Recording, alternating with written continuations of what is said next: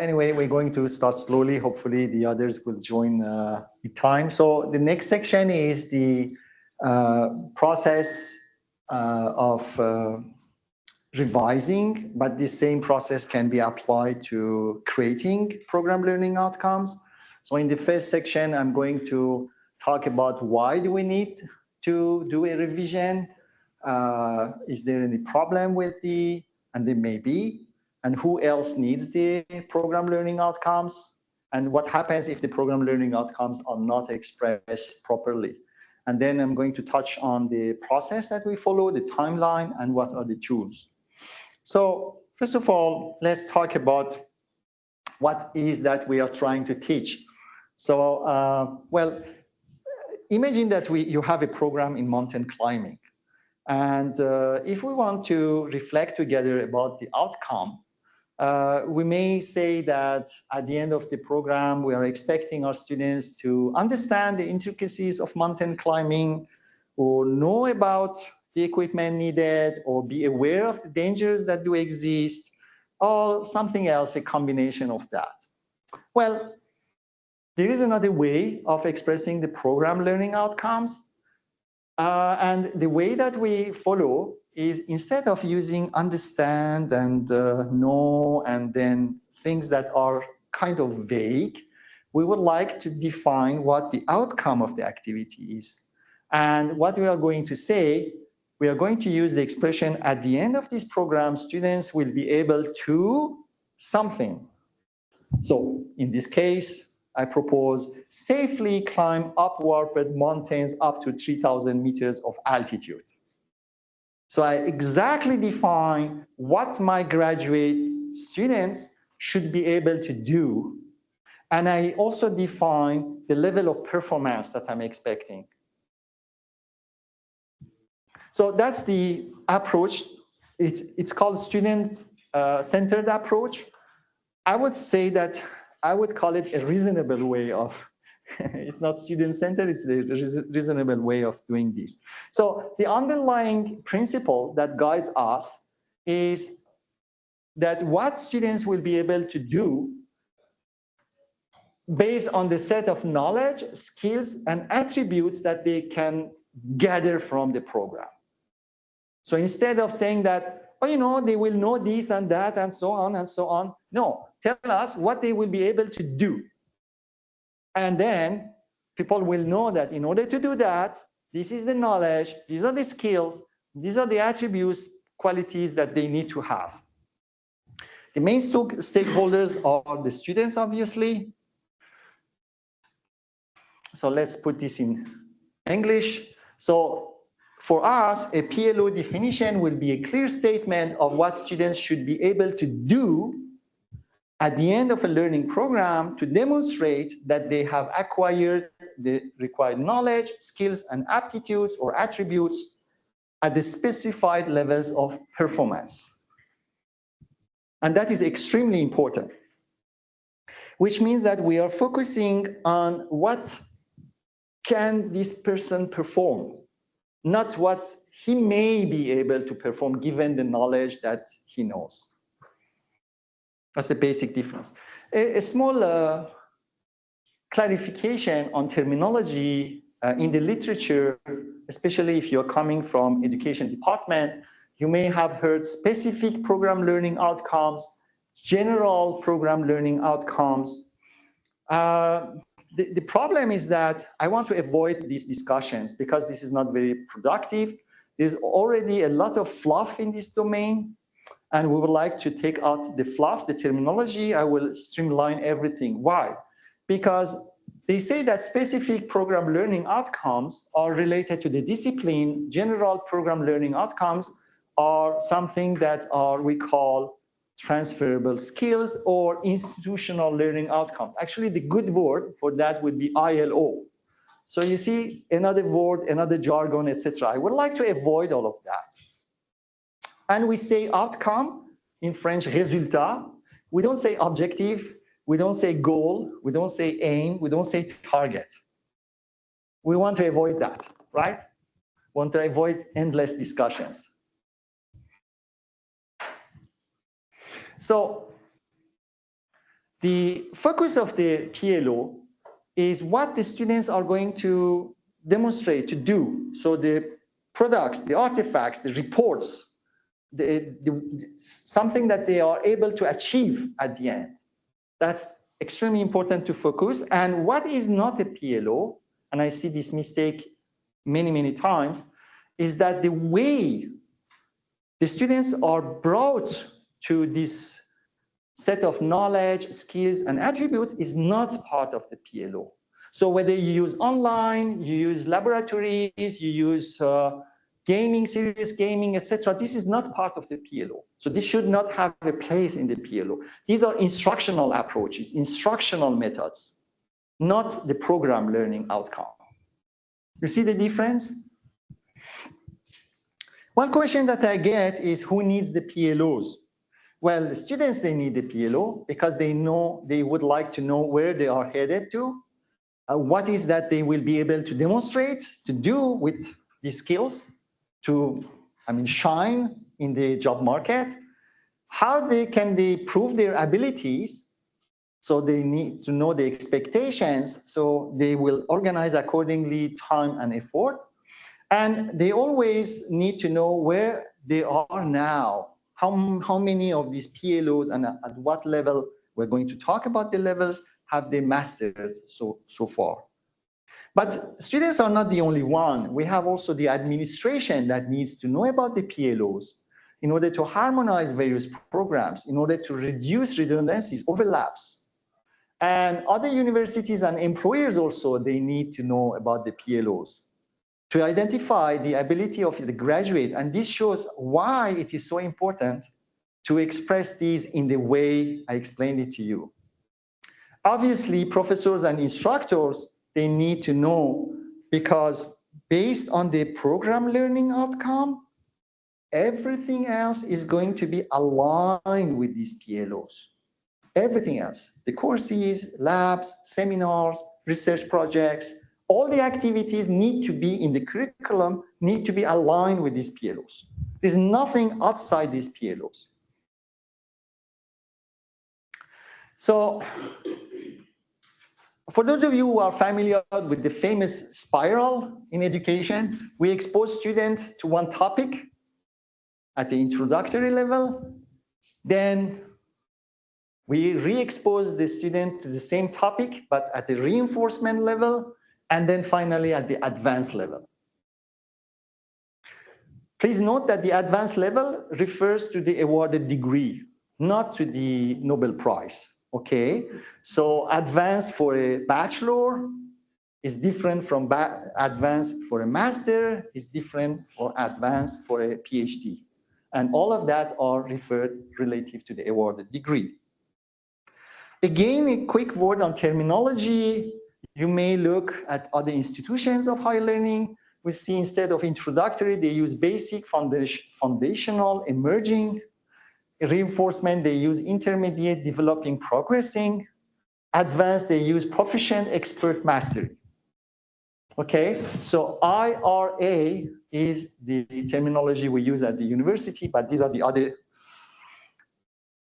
terminologies and words that you can see in the literature. Now, the question is that I mentioned to you that the PLOs, what is the mean to implement these PLOs, program learning outcomes? Well, the mean for that are the courses. And each course is going to cover a PLO at a specific level. In general, one course covers between 3 to 6 program learning outcomes. So imagine you have an undergraduate degree with 12 learning outcomes, you go between 3 to 6 PLOs by each course. But each course is going to cover either at the I, R, or A level. We're talking about undergraduate. So what do we mean? Well, we mean that in order to, this is the advanced, build the pyramid. That's the advanced, that is what the outcome is of this PLO, right? Introductory, this is the foundational, and we reinforce a bit, and finally, we build the pyramid. That is how the structure of the IRA fits into place. Now, in practice, we have more than one introductory level, more than one reinforcement, and more than one advanced, which means may have 2 courses at the introductory level, 2 courses at the reinforcement level, and 2 courses at the advanced level for the same PLO. This is how we get the 6. Now, a very idealistic, hypothetical graph is here, which shows the courses in a hypothetical. I made up this table. I will have a true one, a real one to show you after this. And the PLOs are there. So 15 PLOs, and I have 18 courses, just to show you. So you see nice, they start by the I, they continue R, A, A. So this PLO 1 is covered twice at the introductory level, twice at the reinforcement, and twice. And if you see in each column, there are 6 times of coverage. So 6 courses are covering. In fact, in practice, there are more than 6 courses that are covering each PLO. And the other thing is that we have a limitation also in terms of horizontal way of, and here also we have one course that is covering 6 PLOs maximum. And I have played with this at the end. But this is a hypothetical diagram, and this is a real one. So this diagram is called a courses to PLO mapping. So you can see this is from a mathematical department used with permission by Steven Desjardins, the director of the program. And we start by the I, and then we go into the R, and then we come to the A, etc., etc. So this is what a typical courses to PLO mapping looks like, and this is what you are going to create using the curriculum mapping. But I present to you the link to the curriculum mapping. So this is how this fits into place. Now, I mentioned that there may be problems if we do not express well our PLOs. Let's look at some of the problems. What do you think about this PLO? At the end of this program, students will be able to make an impact on the health of the country. This prone to interpretation, right? What do you mean by making an impact on the health of the country? Do you mean more doctors, or do you mean waste disposal? I mean, everything can. Okay, so this is a blue sky. It's not good. This one, I let you read. Too convoluted, too complex to understand. And there are many things. Unfortunately, this is a real PLO that I have extracted from one program before revision. There must be a better way of expressing a PLO. So how are we going to do that? Well, we're going to look at some criteria, and we want the learning outcome to be specific to the discipline and specific to the degree, right? I want everyone to be happy. The other thing is that, not because I'm an engineer by profession, but we need really observability and measurability of the PLO, which means the PLO has to be expressed in such a way that we can measure the performance of the student. And we express that measurement in the demonstrate or be able to do this and that. That's how they are going to demonstrate their abilities. So that's another criteria. And the final one is achievability. I have limited resources. I have limited time. Sometimes I see a bunch of PLOs, like 36 PLOs or 37 PLOs for one program. We're going to talk about the number of PLOs. How are you going to fit all of these in a 4-year program or in a master 1.5-year master program? It's just not possible. People are not going to believe you, and you're going to go in all directions. Students also, they have limited capacity, right? So, recap, well-expressed PLOs, they need to be specific to the discipline, specific to the degree. So when we say specific to the discipline, clear, we know what we are talking about. Specific to the degree, we'll see the way we are going to implement this is by the proper choice of action verbs. So the action verbs that we're going to choose, we're going to situate what we are expecting students to deliver. Measurability, yes. Achievability, taking into account the limitations. And finally, we have to aim for clarity, conciseness, and also independent aspect of knowledge, skills, and aptitude. We would like to avoid PLOs that overlap. We're going to have a limited number of program learning outcomes, and we need to avoid overlapping of them. So let's try this famous make an impact on the health of the country. So I have my own interpretation of that. So this is how it works. I take the PLOs as they are, I reformulate them, I mean, this is my understanding, and I offer it to you. And it's up to you to see whether this is aligned with your vision, with the mission of the program, and what you want to do. For example, this is what I propose. At the end of this program, students will be able to analyze public health issues by working in interdisciplinary groups to infer policy guidelines. Related, specific to the discipline, I can say yes, it's in the health, but it can be also policy making. What level is that? Looks to me like this is a graduate level, because you need to infer policy guidelines. So I have specified. Can I talk about,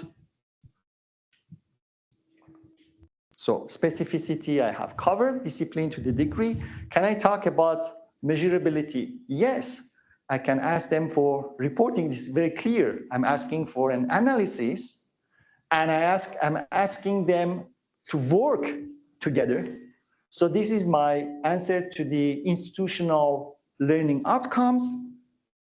So I say, at the end of this program, students will be able to do what, by doing what, or how they are going. And I also specify the finality. I specify the level of performance that I'm expecting from students. And it's observable. And it's achievable. Well, I hope so. It's up to you to tell me whether it is achievable. Do I have the resources? So I need resources to implement this program learning outcome. So this is where you come in also. You say, yes, I think we can achieve that. Students will be able, we have the resources. Another question that I get often, it's a very valid question, is what about the number of PLOs for a program? So how many of you are reviewing undergraduate programs here? Okay, 1, 2, 3, and the rest graduate programs? Okay, perfect. So this is a never-ending game. There are lots of discussions in this. We're going to see both undergraduate and graduate. For us, we have a set of, sorry, too fast. We have a set of tools, rulers.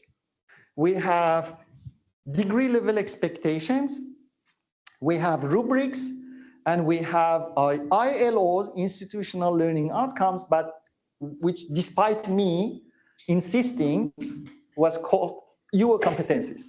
So I don't know whether you are familiar with the UO competencies. Anyone familiar with the UO competencies? So sad. Anyway, I know there were waves and waves of promotions, but anyway. So these are the ILOs, these are the institutional. So Vision du Monde, Travail en équipe, you name it, leadership, etc., etc. Okay? Yes? You're talking like we're creating PLOs, but don't the programs all have PLOs already? Yes. No, the same process is going to be applicable whether you revise or you create new ones. The process is very similar. But until now, unfortunately, the PLOs that were used by the faculties are not 100% aligned with these criteria so far. Which criteria are those? The discipline specific and measurable? Exactly. So there should be, although all the documentation in the TLSS, everything is black and white, but for some reason it was not done so. So my aim and my support will be to realign this, or to tell you if there is a need to be realigned, and this is the way I suggest it to be done. So do we start from a blank sheet? No. You start with the last version, and we're going to see in the timeline. So given this information, in general, for undergraduate degrees, we end up between 12 to 15 PLOs. Now, I had an undergraduate program with 9 PLOs. I'm totally fine. I had one with 16, which reverted to 15 later on. I'm totally fine. Okay, so this is just an idea, but we have the rubrics. I'm going to show you the rubrics, which will in time. We have major, master, PhD, 4 to 5, 4 to 6, 4 to 6, so it's reduced. Obviously, the language will be absolutely different. The way you express a PLO for a PhD is going to be extremely different from the way you express a PLO for a bachelor. How many of you have programs that are accredited? Okay. All right. So there is another layer of complication for you, ladies and gentlemen. The situation is that we have the program that needs to be accredited by an external organization, and they have their own specific requirement, and they are, don't talk to me, right? This is it. You have to comply. If you want this accreditation, you have to follow my rules. I do the rules. There's no way to change them. Okay, fine, point taken. So the problem is that the learning outcomes, if they call them learning outcome at all, are not expressed in the best way. They use, understand, which is not an action verb. The syntax is something. They use lots of things that are not aligned with what we do. And usually they have a huge number of requirements. I will show you one sample, 30 plus, 36, 40. So what's the solution that we offer? Well, we are going to follow and continue to use our approach, our methodology, and craft our PLOs based on your existing PLOs. Okay, and once we do that, we are going to align these PLOs with the external organization requirements. And in order to show them that we are covering the external requirements, we are going to create a mapping. We offer them a mapping. I did this exactly with Travail Social because they were constrained by the Association Canadienne Francophone Travail Social. Okay, so for them, they call it objectif d'apprentissage fondamental.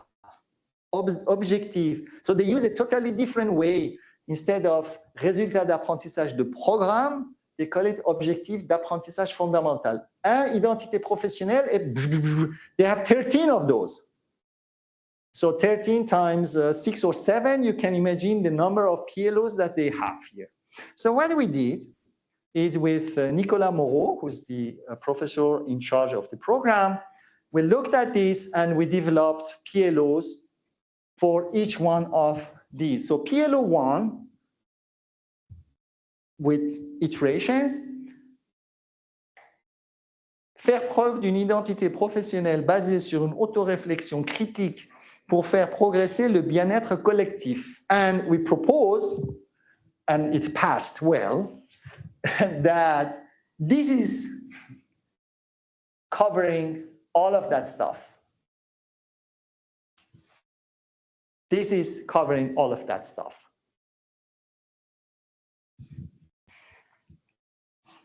And obviously, for travail, so this is a maîtrise de travail social. It was a huge undertaking. Another example is the MSc in Clinical and Translational Medicine. Now that was a bit more complicated. Obviously we have PLOs, and we have the degree level expectations. So degree level expectations are requirements by OCRAV. So this is in part of your report. So this is us. These two is us. This is clear. We know how to do that. The problem was that obviously this is another professional association. They define entrustable professional activities, EPAs, 1, 2, 3, etc., 1, 2, 3. And then they have, I think, 4 domains.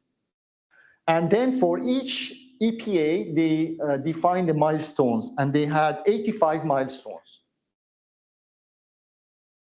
They had to align. So there's no way, you cannot go around this, right? So we do our PLO and we offer them a mapping. Here's what the mapping is going to look like.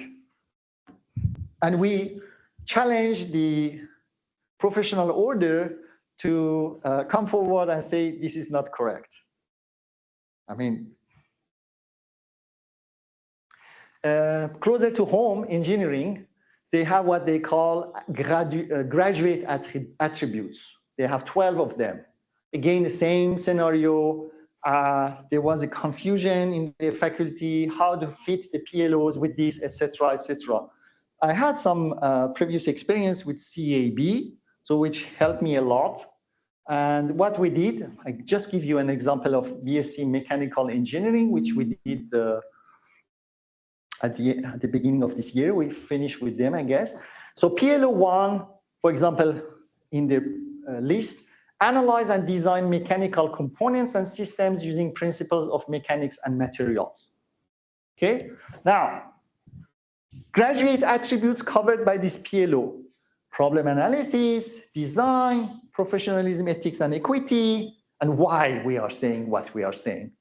Impact of engineering on society and the environment. These are the graduate attributes that needs to be, they have 12.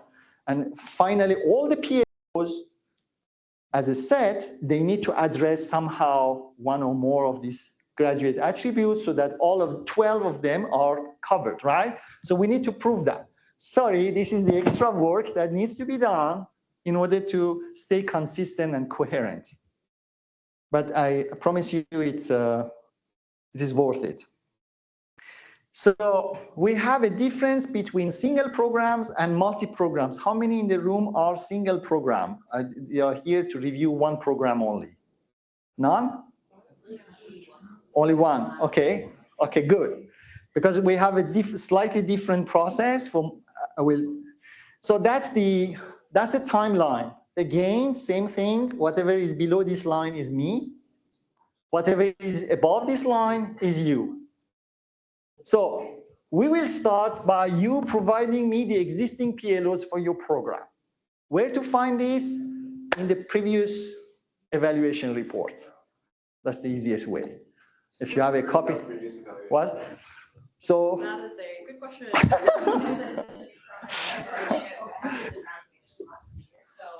I would get in touch with Cassette. I was a little bit more knowledgeable on that front. They will find it for you. Okay. So the other thing, this is a small change with respect to the previous year, and I will explain to you why. So you will provide me with the existing PLOs, and me, what I will do, I will look at that, and I will start suggesting reformulation for these PLOs. And we are going to enter into an iterative cycle between me and you, okay, me and the academic unit, where you validate. So I will need some information. Obviously, I cannot do this from thin air. I will need your vision of the program, description of the program, rationale for your program, previous program learning outcome, and I will also discuss with you to get the maximum information about what is your program about.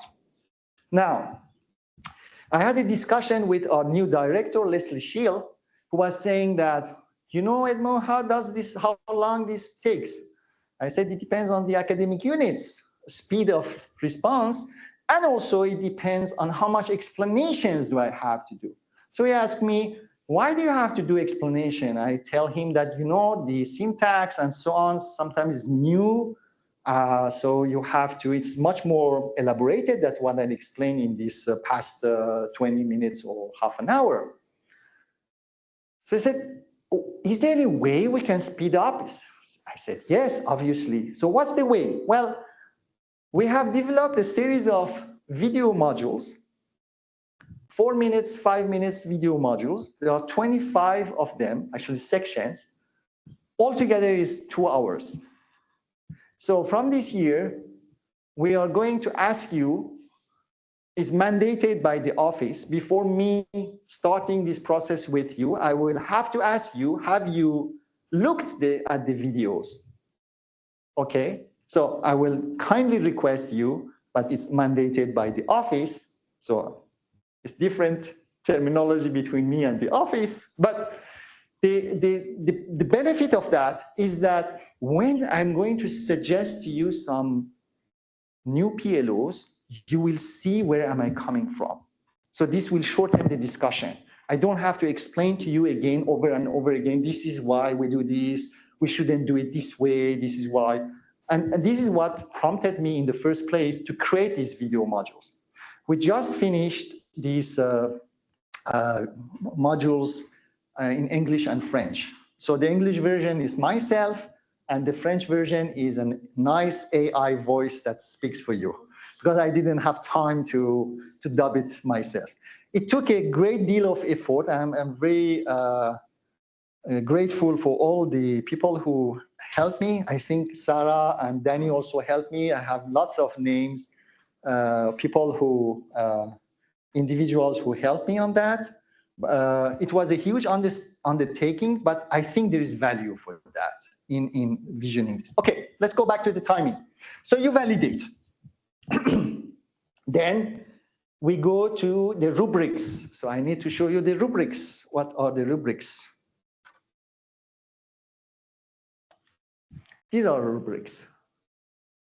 So we have categories: expression, discipline specificity, grade level specific, and then we go down: measurability, comprehensiveness, student experience, okay? For each one of those, we have inadequate level, developing, and adequate. We have 3 levels. And obviously, we hope that we can reach 7 to 10.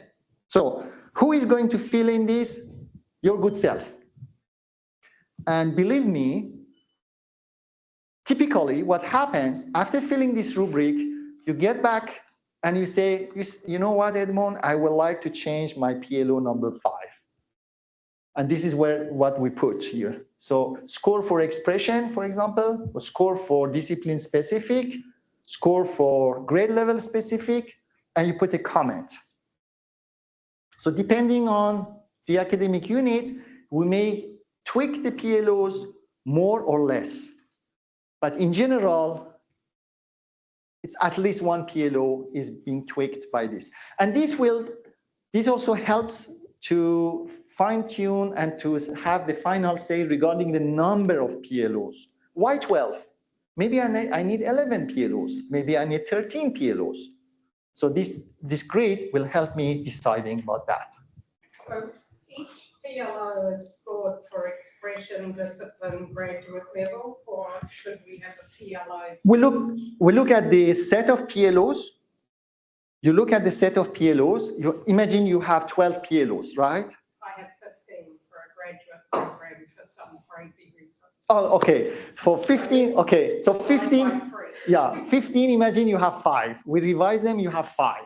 Then you look at the set of the PLOs and you see whether on your set of 5 PLOs, do they, in general, they comply?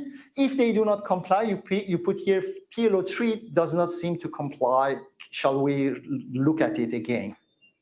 Okay, so it's for the whole set of PLO, for the set, yeah.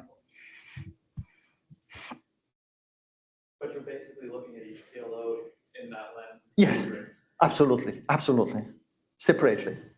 So once we do this, a bit of fine-tuning is in order. Usually we do this fine-tuning, and my role would be to suggest reformulations. This is how I look at it, etc. And it's always you to validate.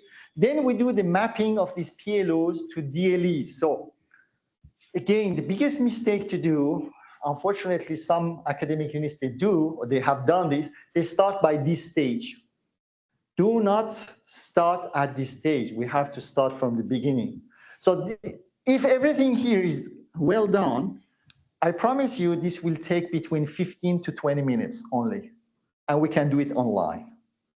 Why? Because the degree level expectations, which is knowledge of methodologies, professionalism, etc., there are 6 categories. I think I have it here. I can show you. Yeah. Depth and breadth of knowledge, knowledge of methodologies, application of knowledge, communication skills, awareness of knowledge, autonomy and professional capacity. These are the 6 DLEs.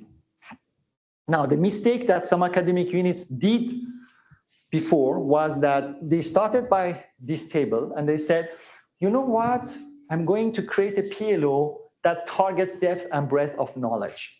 I'm going to create another PLO and put another PLO here, and they went linearly. That's not the way it works. A PLO is a general statement, and it touches on more than one DLE, obviously. It's not, you're not going to concentrate your PLO communication only, you create a PLO for communication, right? So, and during the activity where I proposed to you, you remember I did suggest reformulation here? Well, I have in mind the DLEs.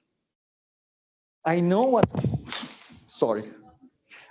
what's coming next. So what I do is that I will suggest to you things that will make sense later on. So I already am taking care of the DLEs. Okay, until here, it was between me and the academic unit. So me and your team, right? But now we really need to consult all the faculty members. So that's extremely crucial. This is really necessary. And our recommendation based on the experience is that to share these new program learning outcomes with all faculty members and convene in a room like so and start discussing for 1 hour, get the feedback and fine tune whatever is necessary to be done. This gives, first of all, a sense of ownership to the PLOs, to everyone. And at the same time, who knows, maybe there are some fine tuning to do, which we still have time to do fine tuning. So this fine tuning comes in, I'll suggest reformulation and you validate. And we are good. So this is for single program. Yes, please. I have a question. The PLOs are, courses are mapped onto it. Yes. But what about things like completing the thesis? Yes. As a course code or clinical practica in our case, we Yes. have course codes. Yes. Should all of that also be mapped on? Absolutely. Absolutely. It's just that it's a lot broader. Right? Anything that students do, they do it for a reason, right? Yeah. They learn how to do research. They do how to do clinical practice. They are learning something, right?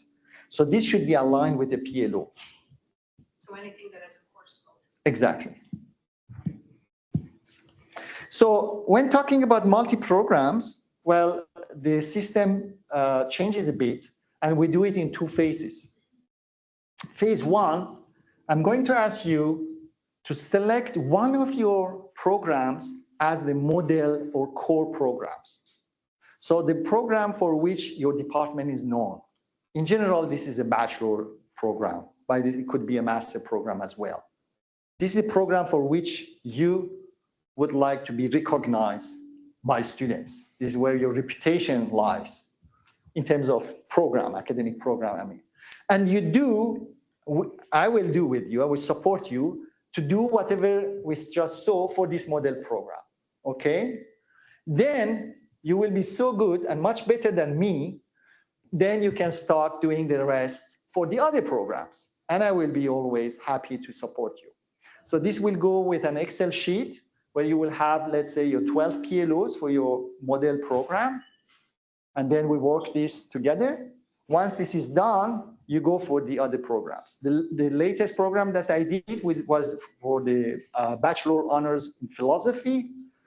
They chose the honors in philosophy, and they had 10 or 11 other programs for which we did together the one by one. Yes? In our case, in education, and it's only graduate studies, we've got the MA program, which is sort of bread and butter, 10 courses, the Master of Education. But then we have the MA with thesis, and we have the PhD. So doing it this way, they're very different programs. Like the MA is sort of the professional coursework degree, but the MA and PhD will have learning outcomes related to conducting research, conceptualizing and conducting research. So we will consider them as separate. Yeah. So if they are so much different, and this is why I organize these one-on-one meetings, because each academic unit has its own requirements, own limitations, constraints, and we do this. We decide how to move forward. Absolutely. And our learning outcomes are, like you suggested earlier, I've got them here, all split up in knowledge, communication, so they're all so the learning outcomes will be different. So this is an important thing. I will talk to you also again on curriculum analysis. For each program, we need a different set of program learning outcomes, even if there is only one program learning outcome that is different from program A to B. So you may have two programs, and this is the case for philosophy, but they had lots of derivative of the same program, where they replaced, for example, 4 PLOs out of their 14 or 15 PLOs with 4 new PLOs. So the rest was common, right? At least one PLO needs to be different, because if all the PLOs are the same, you're talking about the same program. And between us, off the record, I have seen programs, multiple programs, we say, these are the PLOs for these 3 programs.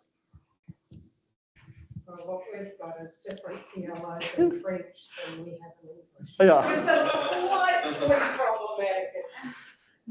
So this is the same diagram, but exploded here. So model program is here. It's exactly the same thing that we did, phase A. And then this is the doing for the other programs. And obviously, we have the iterations that is going to go here. So the available tools for our PLOs, we have a bunch of documents. There are lots of documents. So I just share with you the latest census of my documents that I have uploaded. The templates, documents, etc., is above 150. Okay, but all of these will be shared with you, but I don't ask you, I mean, if you want, you can.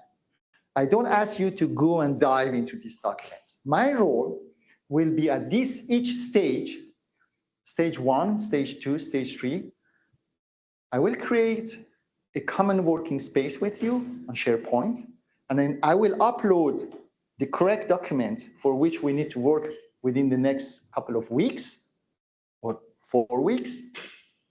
And then we move forward. Once this document, so I will kind of do the, I don't know whether it is janitoring or mentoring of the documents, because I know how frustrating it is to see 100+ documents and not knowing from where to start. So just to let you know. So PLO revision creation, very quickly recap. The idea is to align the PLOs with the stakeholders' expectations, the mission of the program, the vision of the program, and we need to ensure that these are specific, measurable, and achievable. This is a step-by-step process.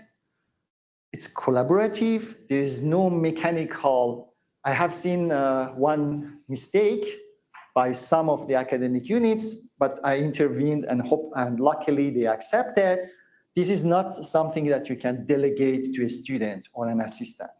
This task is really your identity for the program. Okay, yes, the task of going and fishing the PLOs from the last years, this is something easy that anyone can do, but be careful, is you have to be employed in it. We have lots of tools at our disposition. I will be there to guide you and to tell you which tool at what stage needs to be used. I will not let you alone. We have lots of fitness criteria to check whether these PLOs are the good ones. And remember, there's always room for improvement. So this also can be taken into consideration. And this is a consultative process or collaborative process. All stakeholders' views are taken into account. And we hope by the time we are doing the PLO revisions, we have some sense of the SWOT.